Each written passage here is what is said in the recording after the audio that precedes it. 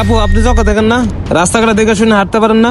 যদি ব্যথা পাইতেন তাহলে তো আমাকে দোষ দিতেন। আপনি দেখে শুনে হাঁটবেন না, এরপর থেকে দেখে শুনে হাঁটাচলা করবেন। আরে আমার ব্যাগ কোথায় গেল? এখানে তো ব্যাগ ছিল। এই নেন ভাইয়া আপনার ব্যাগ, দেখেন সব ঠিকঠাক আছে কিনা। হ্যাঁ ঠিক আছে, টাকাও আছে। সরি ভাইয়া, আমি তো খেয়াল করি নাই, তাড়াহুড়ায় ছিলাম তাই বাড়িটা লেগে গেছে। ঠিক আছে ম্যাডাম, একটু দেখে শুনে চলেন। কাজ হয়েছে, কাজ হয়েছে। ঠিক আছে ঠিক আছে, কাজ হয়েছে, চল। আচ্ছা ভাই তাহলে আমরা আসি। আচ্ছা যান, ঠিক আছে। হযরত, কাজটা কি ঠিক করছিস তুই? ঠিক আছে, তুই কোনো চিন্তা করিস না। এই বেটা, না না ভাই, আমি ব্যাগ দিব না, আমার ব্যাগ নিয়েন না। যাও বেটা। আমার ব্যাগ, আমার ব্যাগ। ভাইয়া আপনি ঠিক আছেন তো? হ্যাঁ ম্যাডাম, আমি ঠিক আছি, কিন্তু আমার মায়ের চিকিৎসার টাকা সব নিয়ে গেছে।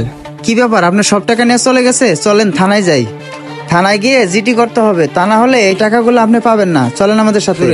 না না ভাই, এখন তো যাওয়া যাবে না, তার আগে তো ওরা পালিয়ে যাবে। আরে আপনি এসব কি বলতেছেন? থানায় না গেলে আপনার টাকা কে ফেরত এনে দিবে? থানায় গেলে একমাত্র আপনার টাকা ফেরত আসবে।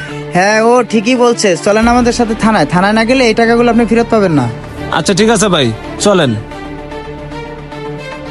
কি ব্যাপার ভাইয়া, আপনারা কোথায় নিয়ে আসলেন? এখানে তো থানাও নাই, কোনো মানুষও নাই। ভাইয়া আপনাকে আমরা থানায় নিয়ে আসি নাই। মানে বুঝলাম না আপনার কথা। আরে ভাইয়া আপনি চিন্তা করেন না, দাঁড়ান, আপনাকে আমরা বুঝাই বলতেছি। এই নেন আপনার টাকা। কি আমার টাকা? আমার টাকা আপনাদের কাছে কেমনে আসলো? আমার টাকা তো চোরেরা নিয়ে গেছে। ভাইয়া ওই চোরগুলো আপনার ব্যাগ নিয়ে পালাইছে ঠিকই, কিন্তু আসল টাকা নিয়ে পালাই নাই। কি ব্যাপার, সব সত্যি বলতেছে? আমার তো বিশ্বাসই হচ্ছে না। আপনার টাকা এগুলো আমরা প্ল্যান করে নকল টাকা ঢুকাই দিছিলাম আপনার ব্যাগে। শুনেন তাহলে। কল্পনা শেষ, কল্পনা। ব্যাগে অনেক টাকা, আমাকে চালে চলে যেতে হবে। মামা ওই ব্যারের ব্যাগে 2 লাখ টাকা আছে, বুঝছো? আমি নিজের চোখে দেখছি, ব্যাংক থেকে বের করছে। চলো আজকে আটকাই। আরে মামা ওরে আসতে দে, আজকে ওর টাকা সব খাইয়ে দেবো। তাহলে ওরা প্ল্যান করে ওই ভাইয়ের টাকাগুলো মেরে দিতে চাচ্ছে। আরে তুই পাগল হয়ে গেছিস? সবার সামনে কেমনে আটকামো? আরে সামনে কেউ থাকে না, ওইখানে ফাঁকা থাকে, ওইখানে আটকামো। হযরত, ওই ভাইয়ের সব টাকাগুলো ছিনতাইকারীরা রেখে দিতে চাচ্ছে। ছিনতাইকারীরা বলে সব রেখে দিবে। চল ভাইয়াকে সব খুলে বলি। আরে বলা যাবে না, দেখতেছস না ভাইটার কাছে ছুরি আছে, তাহলে আমাদের সাথে ঝামেলা করবে। অন্য কিছু একটা প্ল্যান করে যে কোনো একটা কিছু করতে হবে। শোন, আমি যা যা করতে বলি তুই তাই তাই কর, আর তুই কোনো টেনশন করিস না, আমার কথা মতো ঠিকভাবে চল। তাহলে এখন আমরা কি করব? আরে আমি তো সব খুলে বলতেছি, তুই চল আমার সাথে আগে তাড়াতাড়ি। ছেলে দুটাকে আমার সুবিধা মনে হচ্ছে না, চলো এখান থেকে যাই। তাড়াতাড়ি চল।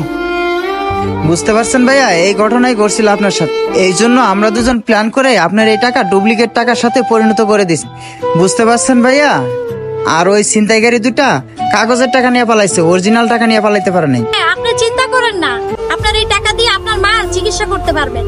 আমরা তখনই ওদের কথাগুলো শুনতে পারছি, এই জন্যই আপনাকে হেল্প করতে পারছি। Thank you sir, thank you madam. আপনাদের জন্য আমি আমার মায়ের চিকিৎসার টাকাটা ফেরত পেলাম। আপনাদের ঋণ আমি কখনো শোধ করতে পারবো না। আপনাদের জন্য আমি আজকে আমার মায়ের ওষুধ কিনতে পারবো। ভাইয়া এটা আমাদের কর্তব্য ছিল, থ্যাংক ইউ দেওয়ার কিছু নাই। ভাইয়া ওই লোক দুটা তো অনেক খারাপ, সামনে অন্য মানুষের সাথে তো এরকম ঘটনা করতে পারে।